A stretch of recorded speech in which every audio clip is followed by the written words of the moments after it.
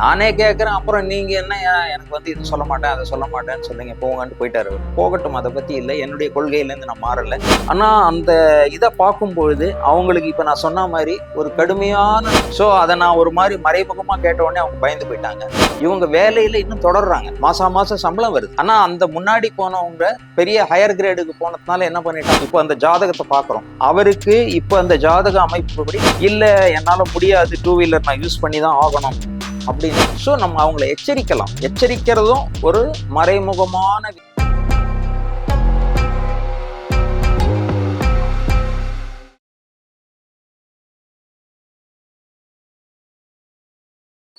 இப்போ இருக்கிறவங்க வந்து என்ன கேட்குறாங்கன்னா, ஆஃபீஸ் எல்லாருமே இந்த முக்காவாசி பேர் இளைஞர்கள் வந்து ஐடி கம்பெனியில் வேலை பார்க்குறாங்க. அவங்களுக்கு ப்ரமோஷன் அவங்க என்ன நினைக்கிறாங்க அப்படின்னா, நான் யாரையும் தப்பு சொல்லலை, அவங்க என்ன நினைக்கிறாங்கன்னா, நான் போய் 2 வருஷம் ஆயிடுச்சு, எனக்கு ப்ரமோஷன் வரணும், எனக்கு எப்போ வரும்? அப்போ அவங்களுடைய ஜாதகத்தை நம்ம பார்க்குறோம் அப்படின்னா, சில நேரங்களில் அவங்க இப்போ நான் என்னுடைய ஒரு உதாரணத்துக்கே கூட சொல்லுவேன். ஒருத்தருக்கு வந்து அவர்களுக்கு ப்ரமோஷன் வரத்துக்கு எல்லா வாய்ப்பும் இருக்குது, நல்ல ஒரு கிரக அமைப்புல தான் இருக்குது. ஆனால் அவங்களுடைய அலுவலகத்துக்குள்ளே பார்த்தாக்க ரொம்ப பாலிடிக்ஸ் இருக்கு. அதனால இவர் வந்து யாரையும் அந்த குறுக்கு வழியில போறதுக்கு முயற்சியெல்லாம் இவர் பண்ண மாட்டார், நேர்மையான ஆளு. ஆனா யாருக்கோ ப்ரமோஷன் வந்து இவங்களுக்கு வரல. அப்போ அந்த கிளையண்ட் என்ன சொல்றாங்க, நீங்க எனக்கு இந்த நேரத்துல ப்ரமோஷன் வரும்னு சொன்னீங்க, எனக்கு வரவே இல்லை, எனக்கு ஆக்சுவலா கரா மாதிரி இருந்து வேற யாருக்கோ கொடுத்துட்டாங்க. இப்போ இந்த இடத்துல நான் என்ன சொல்ல விருப்பப்படுறேன் அப்படின்னா, அவர்களுக்கு ப்ரமோஷன் வர்றதுக்கு எல்லா வாய்ப்பும் ஜாதக ரீதியா இருக்கு, ஆனா அவர்களுக்கு வரல. அப்படி என்ன அர்த்தம் அப்படின்னு பார்த்தாக்க, அதே கம்பெனியில நிறைய பேரை வந்து ஆட்குறைப்பு பண்ணாங்க. இவர்களுக்கு மேல இருக்கிற மேலதிகாரிகள் இவர்களை மாதிரி 2 மடங்கு 3 மடங்கு சம்பளம் வாங்கின அதிகாரிகள் எல்லாம் கொத்தா தூக்கினாங்க. எல்லாரையும் 500 பேர் 1000 பேர்லாம் தூக்கினாங்க. ஆனா இவங்களுக்கு வந்து அந்த மாதிரி ஒண்ணுமே ஆகலை. இவங்களுக்கு அதே வேலை இன்னும் கண்டினியூ ஆகுது. அப்போ அந்த இடத்துல இவங்களுக்கு லாங் ரன்ல இவங்க தப்பிச்சிட்டாங்க. இப்போ யார் யார் குறுக்க ப்ரமோஷன் வாங்கினாலோ, இவங்களுக்கு முன்னாடி போனாங்களோ அவங்க வேலை போச்சு. ஆனா இவங்களுக்கு இன்னும் பணி இருக்கு. ஆனா என்ன இவங்களுக்கு வருத்தம், எனக்கு ப்ரொமோஷன் கிடைக்கலன்னு. ஆனா இதை நம்ம எப்படி எடுத்துக்கணும்னா, அந்த கிரக அமைப்பு வலுவா இருந்ததுனாலையும் இவங்களுக்கு சப்போர்ட் பண்ணதுனாலையும் இவங்க வேலையில இன்னும் தொடர்றாங்க, மாசம் சம்பளம் வருது. ஆனா அந்த முன்னாடி போனவங்க பெரிய ஹையர் கிரேடுக்கு போனதுனால என்ன பண்ணிட்டான், ஆட்குறைப்பு பண்ணும்போது அவங்கள தூக்கிட்டான். ஸோ அப்போ அந்த கிரகம் வந்து இவங்களுக்கு சாதகமா இருக்குன்னு நான் சொன்னது அதுதான் அங்க வேலை செய்யறது. இவங்க என்ன சொல்றாங்க, எனக்கு பதவி உயர்வு வரல, ஆனா பதவி நீடிக்கிறது இல்லையா? இப்ப இப்படி எடுத்துக்கணும், நம்ம வந்து ஜோதிடத்தை இப்படி எடுத்துக்கணும். எல்லாமே வந்து நான் சொல்றது என்னன்னா, ஜோதிடம் ஒரு வழிகாட்டி. நீங்க வந்து ஜோதிடர்கள் வந்து நீங்க பார்த்து போங்க. நான் யாரையும் குறை சொல்ல விரும்பல. அவர்களுடைய தகுதி என்ன, அவர்களுடைய திறமை என்ன, அவர்கள் சொல்றது. இப்ப சில பேர் நான் சொல்றேன், எங்கேயோ ஒரு இடத்துல இருக்கலாம், அந்த ஜோதிடர்கள் வந்து வரக்கூடிய கிளையன்ஸை குஷிப்படுத்தணும், மகிழ்விக்கணுங்கிறதுக்காக அந்த ஜாதகத்துல இல்லாத பலன்னு சில இதை சொல்லுவாங்க. அதை கேட்டுட்டு இவங்க அதுதான் நடக்கும்னு கற்பனை கோட்டை கட்டிட்டு கடைசியில வரலன்னு அப்படியே இடிஞ்சு விழுறது. இது தப்பு. ஜோதிடர்களும் அப்படி சொல்லக்கூடாது. யாரோ, நான் எல்லாரையும் சொல்லலை, ஒரு சில பேர் அப்படி சொன்னாங்கன்னா அவங்களுக்கு சொல்லக்கூடாது. அதே நேரத்துல ஜோதிடம் பார்க்க வர்றவங்களுக்கு ஒரு இக்கட்டான சூழ்நிலை அந்த ஜாதகத்துல இருக்குன்னா நம்ம வந்து அதை அவங்களுக்கு பக்குவமா எடுத்து சொல்லணும்.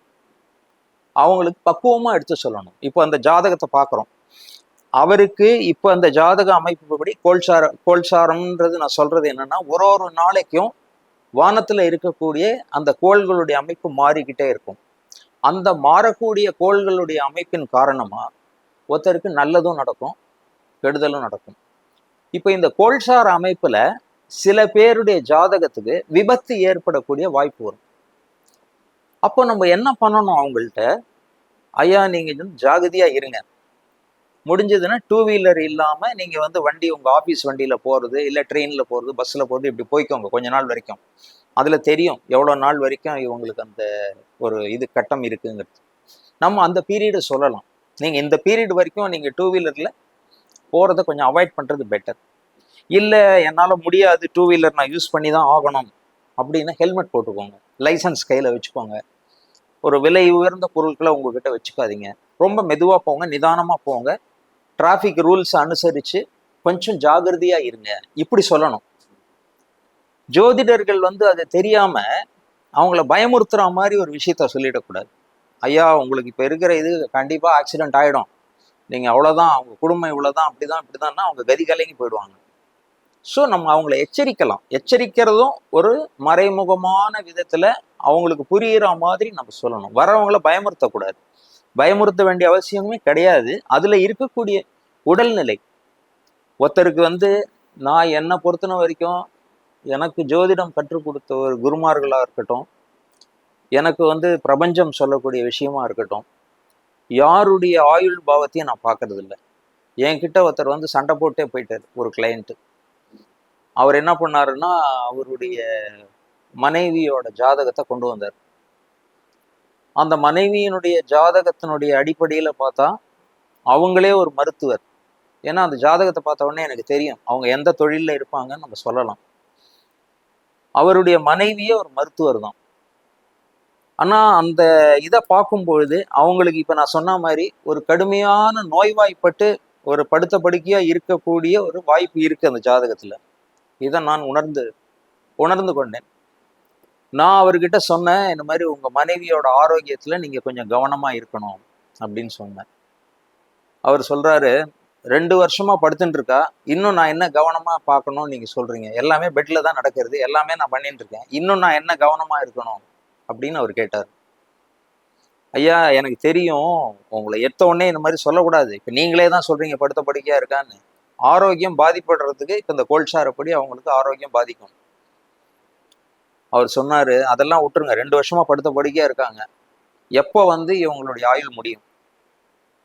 ஏன் அப்படின்னா அவங்க கோமா ஸ்டேஜில் இருக்காங்க. ஸோ அவர் கேட்குறாரு, இவங்களுடைய ஆயுள் எப்போ முடியும்? இப்போ நான் சொன்னேன், நான் ஜோதிடம் பயின்று கொண்டிருக்கும் மாணவனாக இருக்கேன். எனக்கு தெரிந்த வரையிலையும் அந்த பிரபஞ்சம் எனக்கு சொல்லியிருக்கிற வரையிலையும் யாருடைய ஆயுளை பற்றியும் எந்த ஒரு விஷயத்தையும் நான் வெளியிட விருப்பப்படலை, அதுக்குள்ளே போய் நான் ஆராய்ச்சி பண்ணவும் விருப்பப்படலை அப்படின்னு சொன்னேன். அவர் சொல்கிறார், அந்த படுத்த படுக்கையாக இருக்கிறவருடைய கணவன் நான் கேட்குறேன். ஏன்னா எனக்கு வந்து அவங்க எப்போ போவாங்கன்னா அதுக்கு பணம் ஏற்பாடு பண்ணிக்கணும், மீதி என்ன பண்ணணும், ஃபேமிலியில் இதெல்லாம் பண்ணணும், எனக்கு அதுக்காக தான் நான் கேட்குறேன். நான் மனதளவில் தயாராகிட்டேன். அப்போ கூட நான் சொன்னேன், என்னை மன்னிச்சிருங்க ஐயா, எனக்கு நான் வந்து அவர் வந்து எனக்கு ஃபீஸே கொடுக்கல, மீதியெல்லாம் நான் அந்த தசாபுத்தி அது இதெல்லாம் போட்டு ஜாதகத்தில் என்னென்ன பண்ணணுமோ எல்லாம் பண்ணிட்டேன்.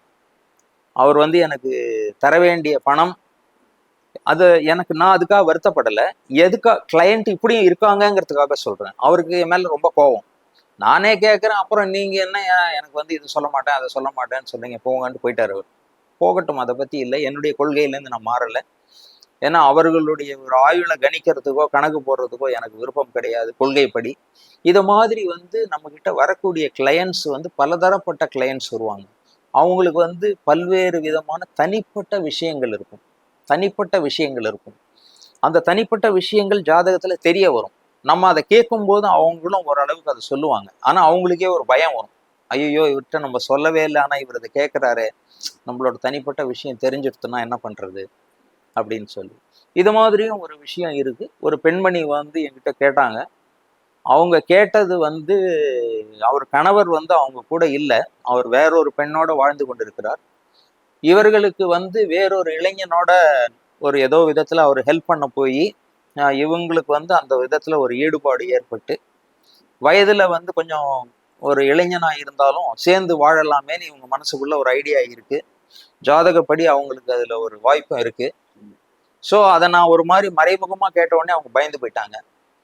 நான் சொன்னேன், நீங்கள் எதுவும் பயப்படாதீங்க, நான் யாருக்கிட்டையும் எதுவும், நீங்கள் போனோடனே நான் மறந்து போயிடுவேன் அப்படின்னு சொல்லி அவங்களுக்கு என்ன சொல்லணுமோ அதை சொல்லி அனுப்பிச்சிட்டேன். யாருடைய தனிப்பட்ட விஷயங்களையும் நான் வெளியிடுறது கிடையாது. இப்போ கூட அந்த கிளையண்ட்டோட பேரோ ஊரோ நான் எதுவும் சொல்லலை. இது மாதிரி பலதரப்பட்ட விஷயங்கள் நமக்கு வரும். ஜோதிடருங்கிறவர் வந்து வழிகாட்டக்கூடிய இடத்துல இருக்கிறவர், ஆசிரியரை போன்றவர், அவர் தான் ரொம்ப கேர்ஃபுல்லாக இருக்கும். அவர் வந்து கஸ்டமருக்கு கிளையண்ட்டுக்கிட்ட வந்து கண்டபடி பயமுறுத்தியும் சொல்லக்கூடாது, இப்படி வரும் அப்படி வரும்னு சொல்லக்கூடாது. அவங்க உழைக்கணும், யாராக இருந்தாலும் மக்கள் உழைக்கணும். அவர்கள் வந்து ஒரு கைடன்ஸ் எடுத்துக்கலாம், வழிகாட்டுதல் எடுத்துக்கலாம். நான் இப்போ பிஸ்னஸ் ஆரம்பிக்கலாமா, என்ன பிஸ்னஸ் ஆரம்பிக்கலாம், பார்ட்னர்ஷிப் போடலாமா, இந்த ஆளோட பார்ட்னர்ஷிப் போட்டால் நான் ஜெயிப்பேனா, இது மாதிரி கேள்விகளை ஜோதிடத்தின் மூலமாக நீங்கள் தெரிஞ்சுக்கலாம்.